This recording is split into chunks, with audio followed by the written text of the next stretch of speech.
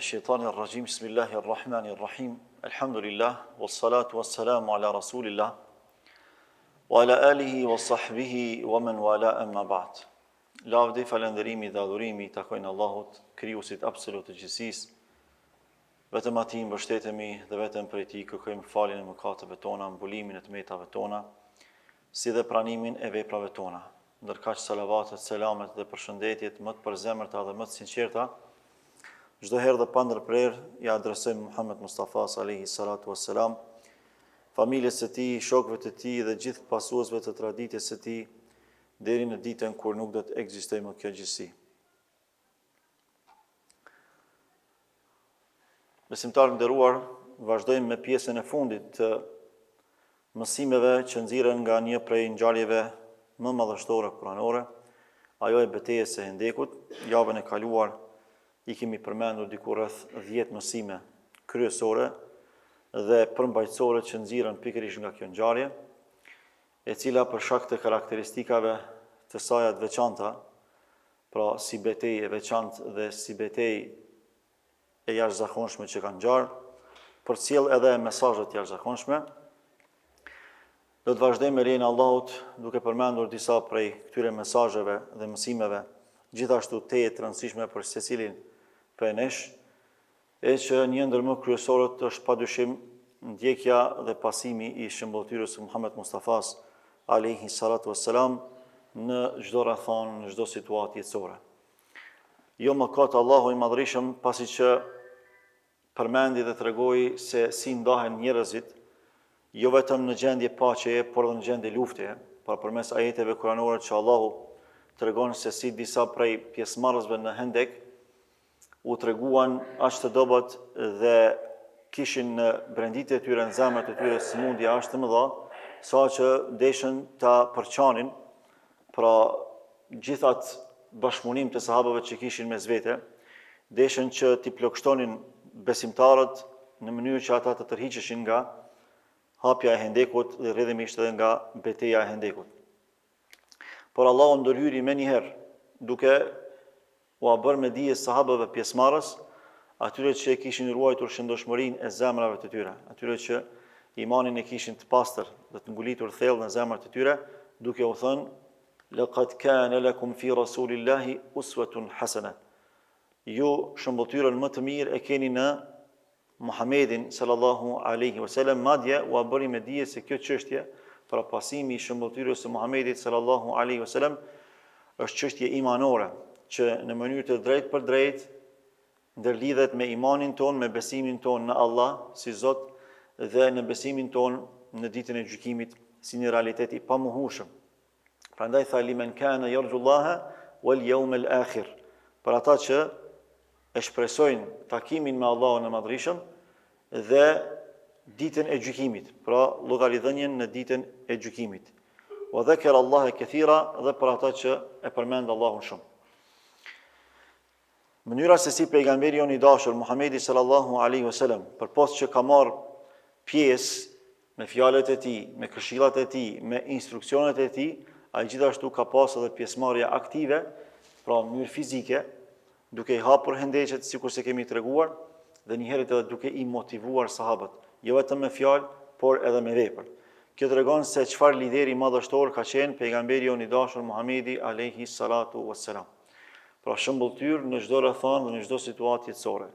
E në veçanti në situatat e luftës, nga se një prej situatave më të vështira jetësore është kur robi përjeton luftë, kur robi është pjesëmarrës në një betejë të zaktuar.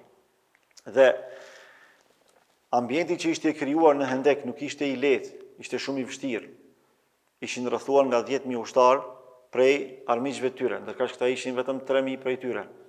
Pastaj hapja e hendeqeve i kishte lodhur shumë, i kishte raskapitur, saqë shumë prej tyre nuk kishin më fuqi edhe të vazhdonin me hapjen e Hendekut.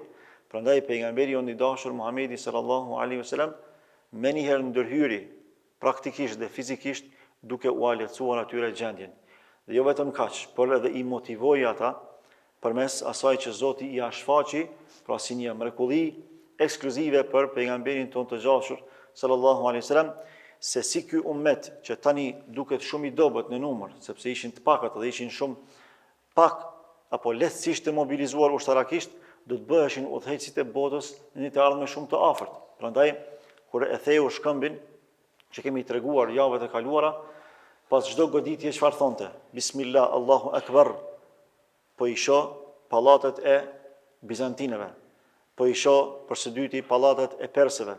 Po i shoh për së treti pallatet e jemenasve, që tregon se pejgamberi i dashur Muhamedi sallallahu alaihi wasallam ka qenë motivues i jashtëzakonshëm i sahabëve të tij. Pra, në një situatë që sahabët kishin nevojë që të motivoheshin, ndonë se ishin të bindur thellë në atë se ata do të korrnin sukses dhe fitore, sepse premtimi i Allahut do të realizohet domosdoshmërisht. Por duke qenë se ata ishin njerëz të rëndomt, edhe lodhjen që e përjetuan, vështirësitë që i hoqën, pikërisht me hapjen e Hendekut, nuk ishin të lehta, prandaj kishin nevojë për një motivim shtesë nga ana Muhammed Mustafas sallallahu alaihi wasallam, shtoja faktin që fjalët e tij dhe veprat e tij ndikonin dhe linin gjurmë më njëhershme në zemrat e sahabëve, sepse ishte njeriu më i dashur për ta, dhe rrjedhimisht edhe modeli më i dashur për ta pasuar. Për këtë arsye, Allahu i Madhërisëm nuk lejoi që dikush prej sahabëve të ndikohet nga munafikët pjesëmarrës në Hendek, apo nga ata që ishin ndikuar prej munafikëve pjesëmarrës në Hendek, dhe u tha, ju shëmbulltyrën më të mirë, modelin më të mirë për ta pasuar, si në luftë, si në paqe, e keni Muhammedin sallallahu alaihi wasallam. Andaj, duroni sikurse po duron ai, veproni sikurse po vepron ai. Përjetojeni këtë sprovë sikurse po e përjeton ai, dhe aktivizoheni sikurse po aktivizohet ai. E kështu me radhë. Kjo tregon se pejgamberi i dashur Muhamedi sallallahu alaihi wasallam nuk ka qenë thjesht një lider, por ka qenë lider i pashembullt. Dhe realisht në historinë e njerëzimit as nuk ka pas, as nuk do të ketë lider sikurse pejgamberi i dashur Muhamedi sallallahu alaihi wasallam. Paramendojeni në kulminacionin e suksesit dhe të fuqisë, ai vetëm se e shtonte modestinë dhe thjeshtësinë. Madje ishte vetë ai që na tregon edhe na thot: "Men tawadha lillahi rafahu Allah." Kush tregohet modest për hir të Allahut, Allahu do ta ngritë atë. Dhe realisht nuk ka njeri më të ngritur se sa Muhamedi sallallahu alaihi wasallam. Ndonë se nuk ka pas dhe nuk do të ketë njeri më të fuqishëm me impakt më të madh global se sa ai sallallahu alaihi wasallam. Megjithatë, ai nuk e ka pa veten pra si një njeri që do të udhëhiqte me arrogancë apo me egoizëm të kësum, por ai ka udhëheq me modesti, ka udhëheq si një lider i jashtëzakonshëm dhe i vërtet. Pra, nëse ka kërku nevoja që me dalë në teren dhe vetë me marë pjesë, në mënyrë aktive ka marë pjesë. Nëse ka kërku nevoja me i motivu sahabët, i ka motivu sahabët. Nëse e ka kërku nevoja me ju gjetë aty në pranë, ai vetë ju ka shku dhe ju ka gjetë pranë.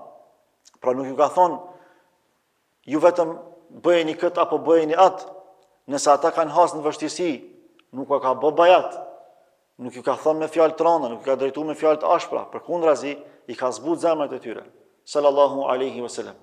Pastaj, përpos kësaj, ai edhe ndonë se nuk ka qenë poet dhe s'ka pos të bëj fare me poezi, nuk ka ditë pejgamberi i dashur me thurr poezi. Gjithë sahabët janë unanim, edhe gjithë e dinë se pejgamberi i dashur sallallahu alaihi wasallam kur s'ka ditë as me thurr poezi, as me recitu poezi, sepse s'ka pas të bëj me poezi. Ka se poezia është art në vetvete që du të me pas aftësi, du të me pas afinitet edhe prirje për me thurr poezi edhe me interpretu poezi. Por, kër e ka dëgjuar Ibn Rawahan, ndër tjerash, sepse ai thurrte poezi të bukura, edhe ky e ka përmend këtë pjesë të kësaj poezie, sikur se kemi treguar më herët, ku realisht i motivonte sahabët. Allahumma innal 'aisha 'aishul akhirah, faghfir al-ansara wal muhajira. O Allah, jeta e vërtetë reale është jeta e ahiretit. Andaj fali ansarët dhe muhaxhirët. Kur i dëgjuan ata këto fjalë, u motivuan më një herë, dhe të mirën e kthyen me të mirë. Motivimin pejgamberik ndaj tyre e kthyen me motivim prej pasuesve të vërtetë ndaj Muhammed Mustafa sallallahu alaihi wasallam. Prandaj than: "Nahnu alladhina bay'u Muhammada 'ala al-jihad ma baqina abada." Ne jemi ata të cilët ja kemi dhënë besën, pra kemi bë beslidhje me Muhammedin, se gjatë gjithë jetës tonë, për herë, deri në frymën e fundit do të qëndrojmë stoik pra në Islam dhe në xhihad, atë kur e kërkon nevoja në luftë për hir të Allahut të Madhërisëm.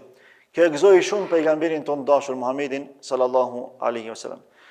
Dhe këtë praktikë që e kishte ai për një njeriu të jashtëzakonshëm, për një lideri shembullor dhe madhështor, duhet ta aplikojmë edhe në jetën tona, si lider familjar, pra si udhëheqës familjar, si udhëheqës grupi, si udhëheqës kompanie, si udhëheqës shteti madje, apo ndonjë aleance shumë të madhe botërore globale.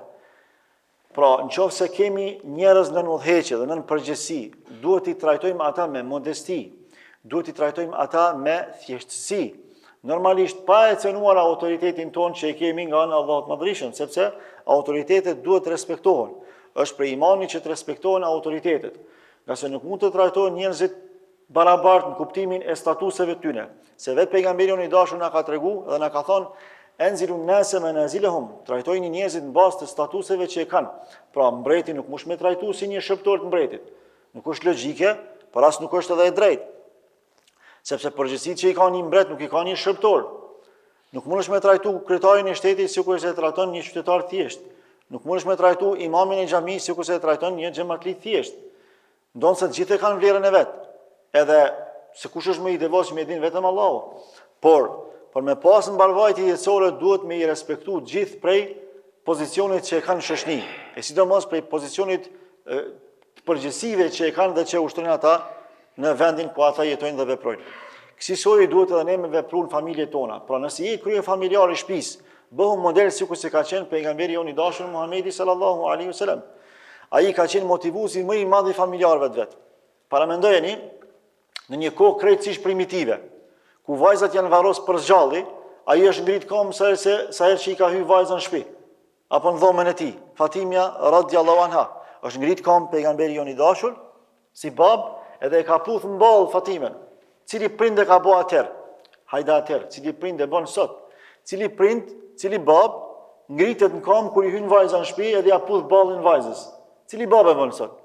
Unë nuk kam dëgjuar në bab që e bën, as s'kum pa deri më sot. Pse mu ka rrit tash vajza, unë jam dikushi, e ka bë pejgamberi jon i dashur, Muhamedi sallallahu alaihi wasallam.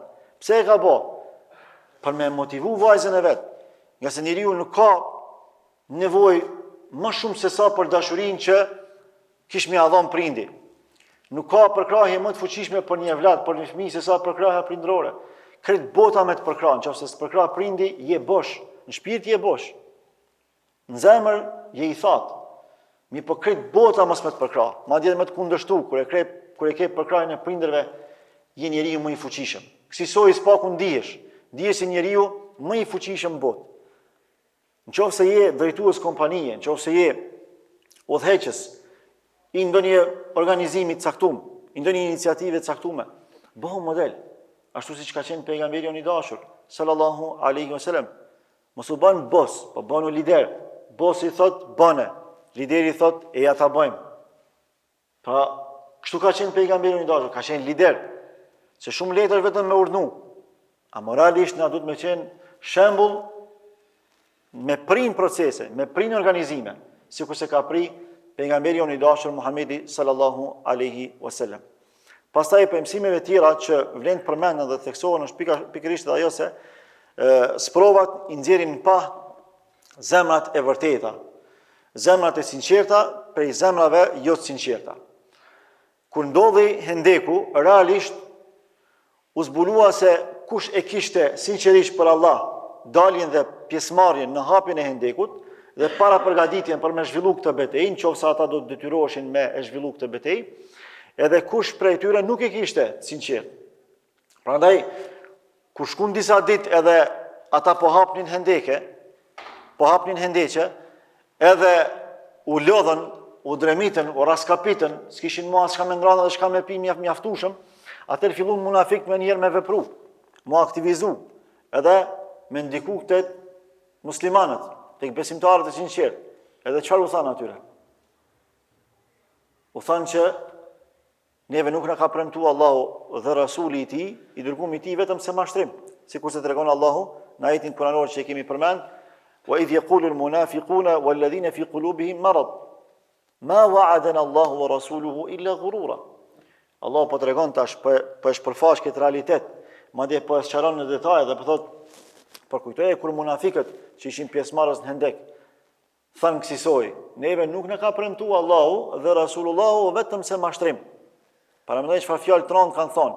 Tu e pas pejgamberin e Zotit afër, tu qenë në një vend me të. Shikoni se çka do të thotë me qenë i afërt dhe i lidhur me zemër. Pra fakti që mundesh me qëndru afër një njeriu me vlerë, mos mendo që ti ke vlerë. Ke vlerë atë kur e vlerëson njeriu me vlerë. Prandaj Ibn al-Qayyim rahimahullah ka thënë një fjalë të madhe. Ka thënë la ya'lamu ahli al-fadli illa dhul fadl. Nuk ja din vlerën njeriu me vlerë vetëm sa ai që ka vlerë. Ka njerëz që me kilometra larg jetojnë nga ata që janë me vlerë, por me zemrën të lidhur sikur se me qenë afër. Për dallim për atyre që janë shumë afër, por zemrat i kanë të ndara. Këta munafik kanë qenë shumë afër pejgamberit ton, sallallahu alaihi wasallam. Edhe kanë dalë, kanë marrë pjesë me pretendimin se ata kanë me kontribuar në kauzë, por zemrat e tyre nuk kanë qenë pjesëmarrëse. Trupat e tyre kanë qenë, por zemrat nuk kanë qenë. Prandaj sprovat i qartësojnë rrethanat edhe i dallojnë njerëzit. Për dallim prej sahabëve tjerë, ata që nuk u lëkundën fare, kur i panë gjithë ata ushtarë që kanë ardhur në afërsi tyne për me i shfaros krejtësisht, ata nuk e thënë atë që e thënë këta munafik. Ata çka thënë? Hadha ma wa'adana Allahu wa rasuluhu. Kjo është ajo që na ka premtuar Allahu dhe i dërguari i tij, alayhi salatu wasalam. Me plot bindje, pa asnjë lëkundje, pa asnjë dyshim. Para mendoje 3.000 kundër 10.000 ushtarëve. Të rrethum krejtësisht prej tyne. Gjithë Medinja është rrethuar me ushtarë e mushrikëve të Mekës. Me gjithë ata aleat që i kanë bërë ata. Këta kanë qenë shumë pak në numër. Të futur në hendeqe. E disa prej tyre jashtë hendeqeve apo brenda hendeqeve. Edhe prapë kanë qenë të bindur fitore. Jo vetëm që ju ka dhënë Allahu fitore, po s'ka leju as mu zhvillu betejë. Pse ka ndodhur kjo? Fal zemrave të pastërta, fal bindjes thellë që kanë pas në Allahun e Madhërisëm. Pastaj besimtarët rriten sakrifica. Duhet me kuptu një herë e përgjithmonë.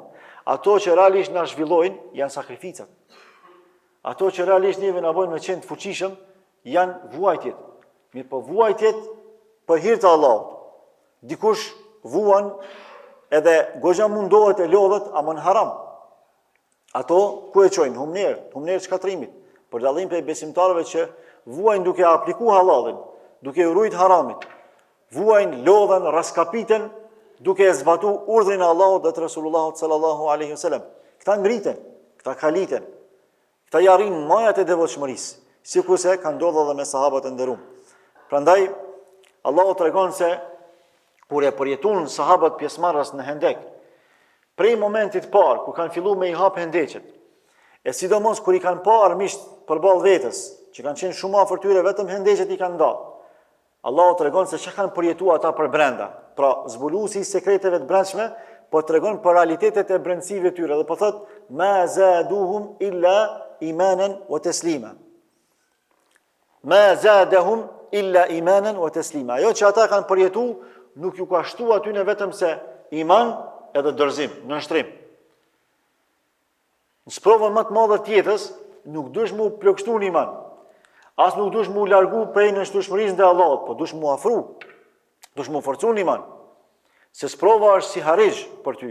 Sprova që Allahu ta dërgon është sinjal që Allahu po dën, është sinjal që Allahu po të përdor në hajër.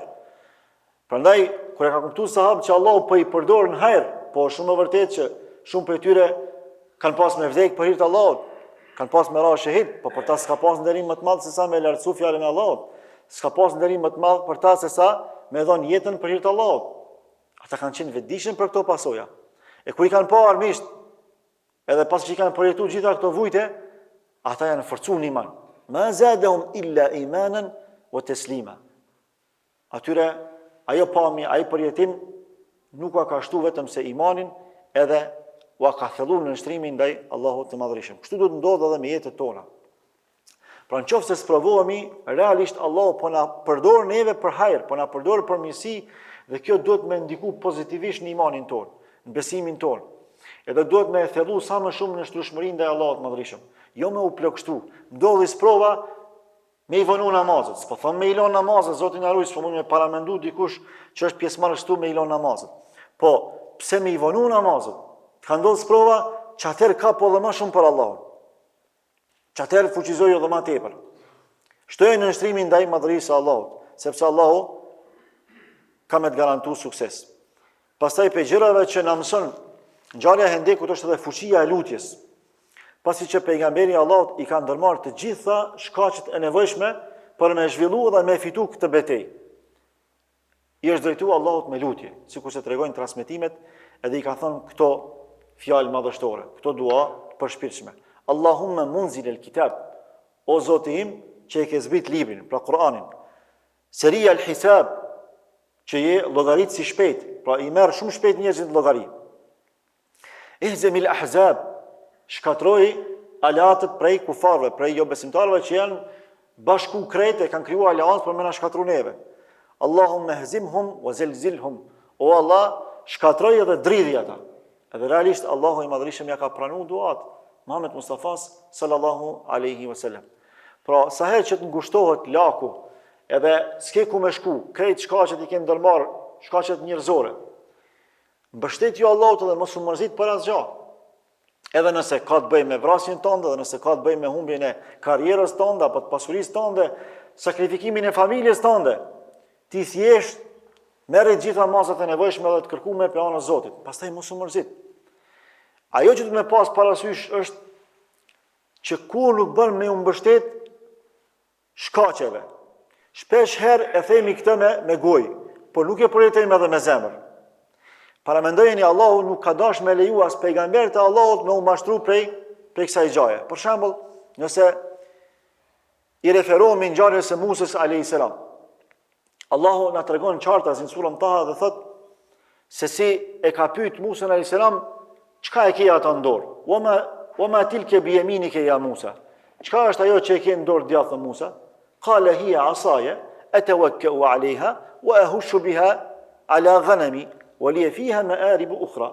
Musa është përgjigj duke ia numëruar Allahut se në momentin që e ka pyetur Allahu çka është ajo në dorën tonë djathtë, e ka kuptuar Musa që Allahu ka më urdhëruar diçka me atë shkop. Ka thonë ky është shkopi im, bastuni im, që unë mbështetem tek ai, që në një farë forme po i tregon Allahu që unë kam shumë nevojë për të, pra mos ma merr o Zot, mos murno diçka që ma merr këtë shkop se unë jam shumë i nevojshëm për të. Wa ahushu biha ala ghanami, edhe me të i ushqej dhënët e mia, pra ka marr me shkop edhe i ka afru degët edhe kanë ra gjethet, janë ushqy dhënët e tij. Wa li fiha ma'arib ukhra, dhe përmes bastunit, përmes shkopit tim, unë kam edhe shumë benefite tjera. Shikon e përgjigjen e Allahut. Qala alqiha ya Musa. Allahu i tha gjuje Musa, më njerë. Ai minon në herë me mendu pse Allahu kësisoi, i ka thënë Musa alayhis salam. Gjuje o Musa. Qysh me e gjuj tash? Çato që e ka pas shumë për qefi. Allahu ka dash me i tregu Musës alayhis salam që shkaqet vetëm duhet me i ndërmarr, po s'ban me u mbështet shkaqeve, duhet me u mbështet shkaktuesit shkaqeve. Edhe çka ka ndodhur pas kësaj? Fe idha hiya hayyatun tasa. Allahu e ka shndrusi i gjendjeve, e ka shndru qatë shkop që ky shumë e ka pas për zemër në gjarpër, që njeriu normalisht do të friksohet nga gjarpëri. Çfarë do bie tash unë kam me pas pe këtij shkopi që Zoti ma shndroi në gjarpër? Qala khudha wa la takhaf. Allahu i tha merre dhe mos u tut. Se ajo shumë e vërtetë që unë ta kum bë gjarë për ty. Ama ajo ka dobinë e vet. Merre se unë kur e shndroj diçka nga një trajt në një trajt tjetër, e bëj për një urtësi. Edhe s'ka mundësi mas me bë vetëm se për të mirën tënde Musa.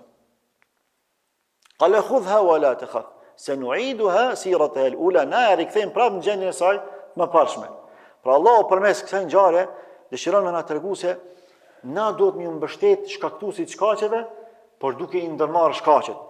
Një transmetim tjetër do të është i përfolur për mesazhin e ka shumë të vërtetë, gjithashtu për Musën alayhis salam. Tregon se si Musa alayhis salam është smur me një smundje të caktuar. Edhe ka thënë o Allah, më shëro.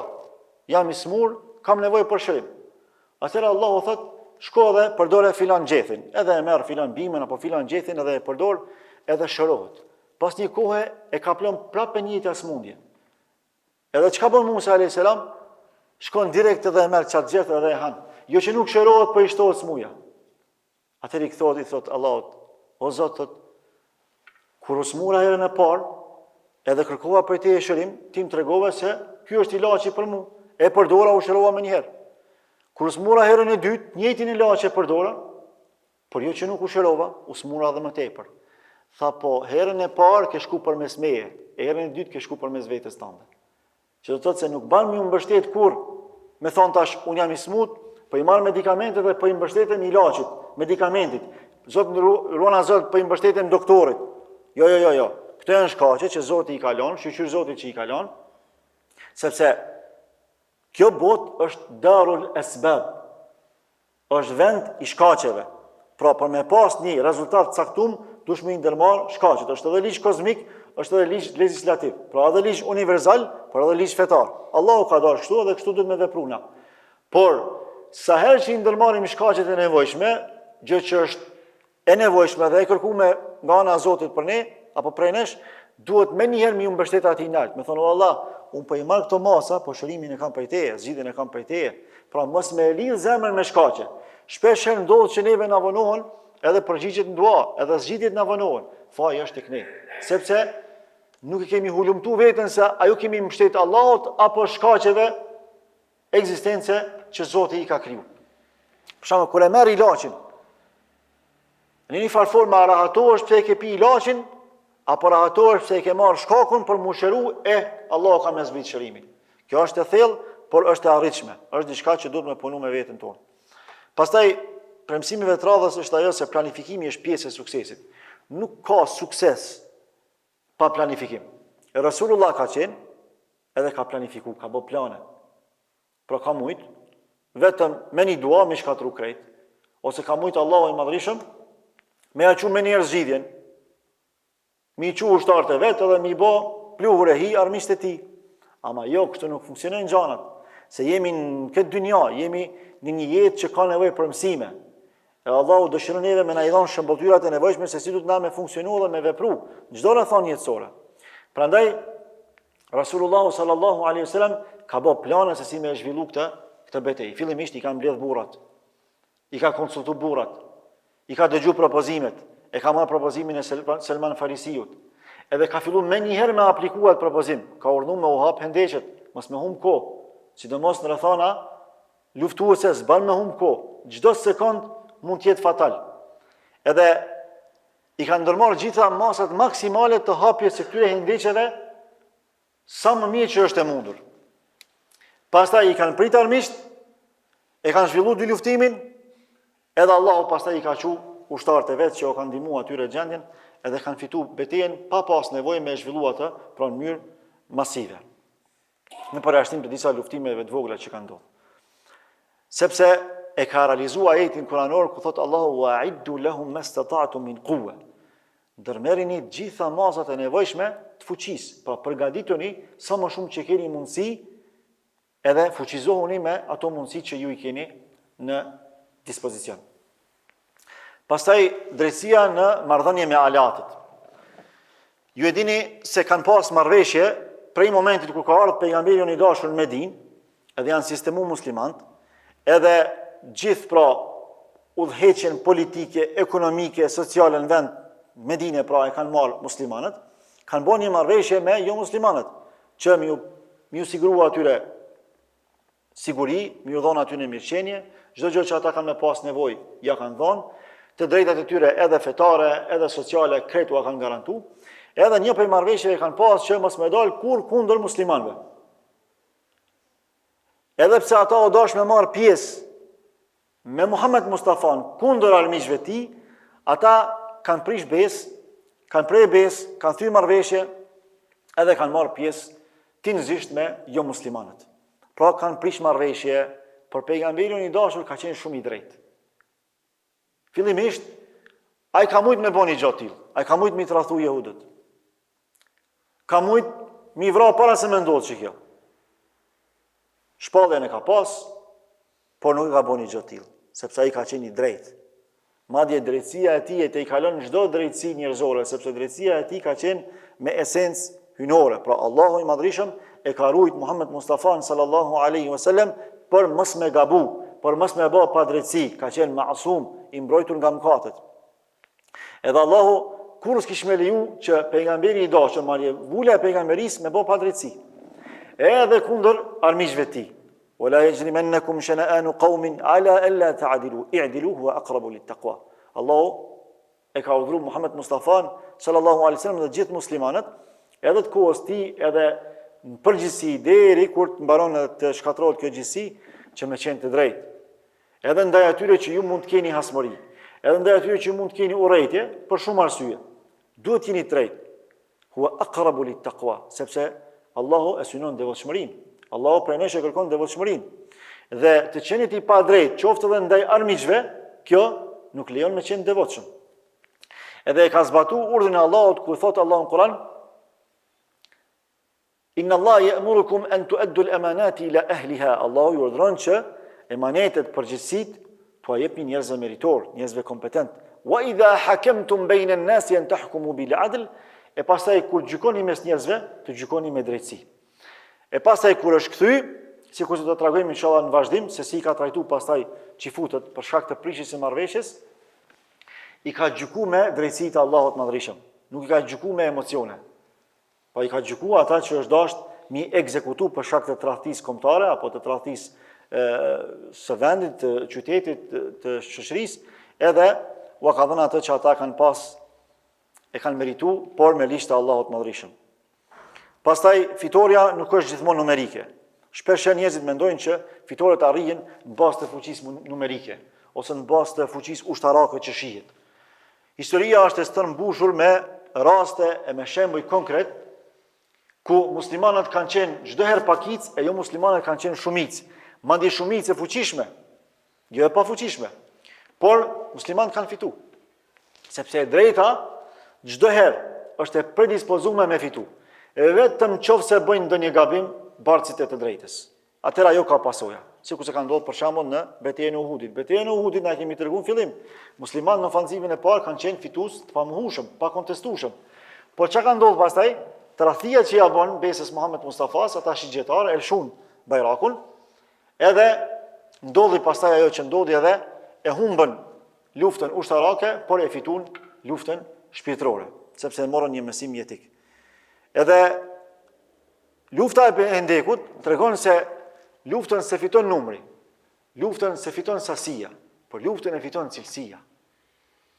Nëse e marrim për shembull dhe analizojmë tash realitetin tonë aktual, të umetit në përgjithësi, përballë atyre që po na luftojnë, pothuajse musliman apo shumica prej tyre, sikur e kanë humbur shpresën që Allahu ka me çu fitore.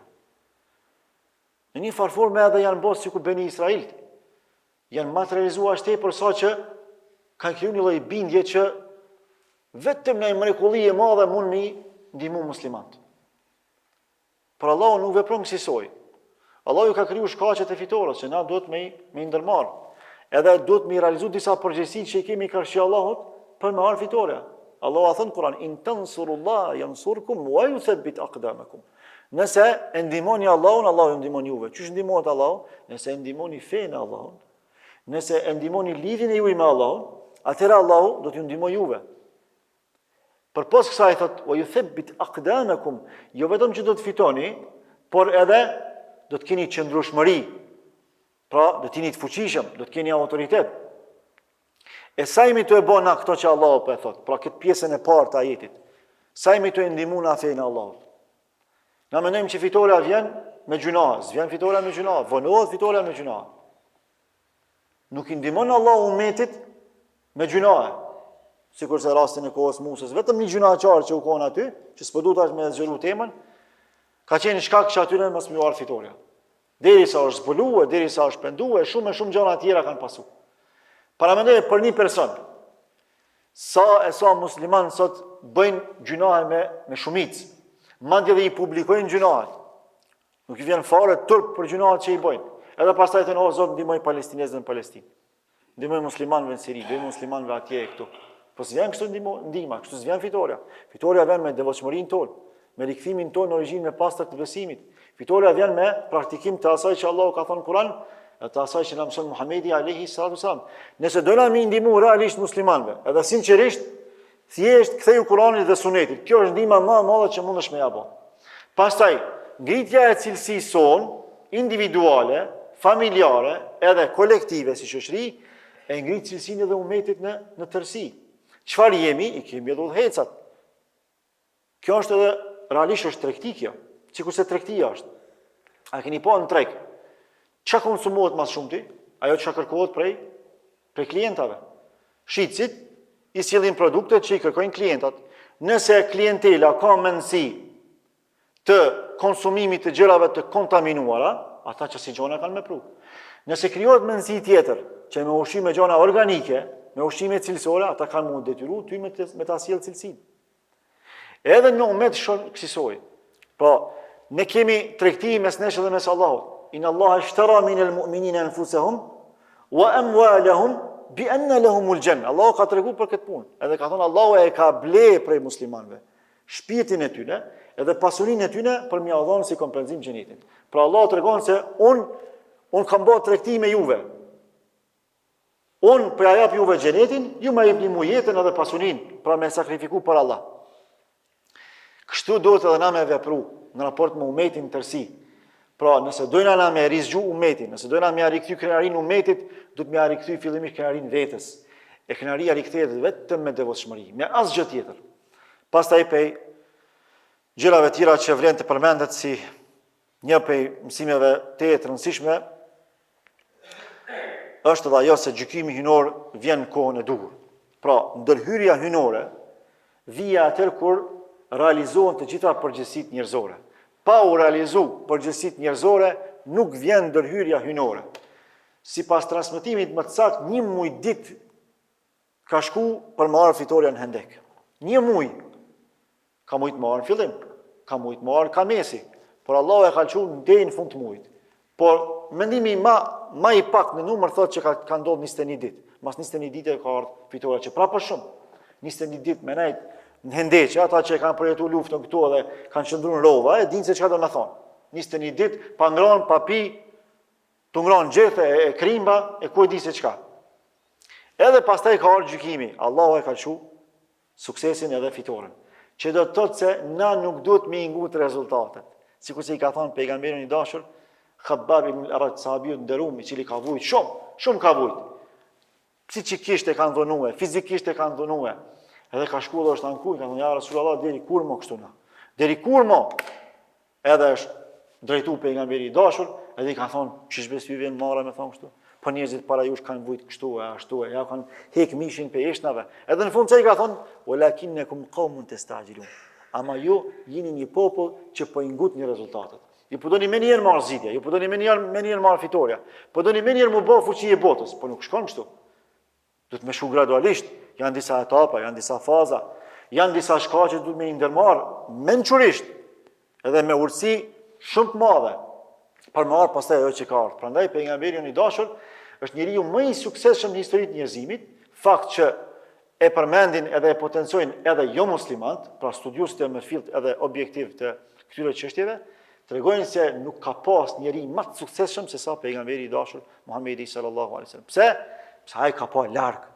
Edhe ai s'ka vepruar me emocione, por ka vepruar me urtësi. Edhe ai nuk e ka lënë çështjet kur afsha, mos u vrafsha. Dalt ku dalt. Hajde se Allahu është me mua. Jo. Allahu është për herë me neve. Ama Allahu i ka obligu disa shkaqe për me fitu na për krahjen e tij dhe fitoren e tij. Ka dhe shumë për më thonë, më përmend, por po mjafton me kaq. Lusim Allahun e Madhërisëm që këto mësime që po i dëgjojmë, me apliku në jetë, ashtu që kanë aplikuar edhe sahabët e nderuar.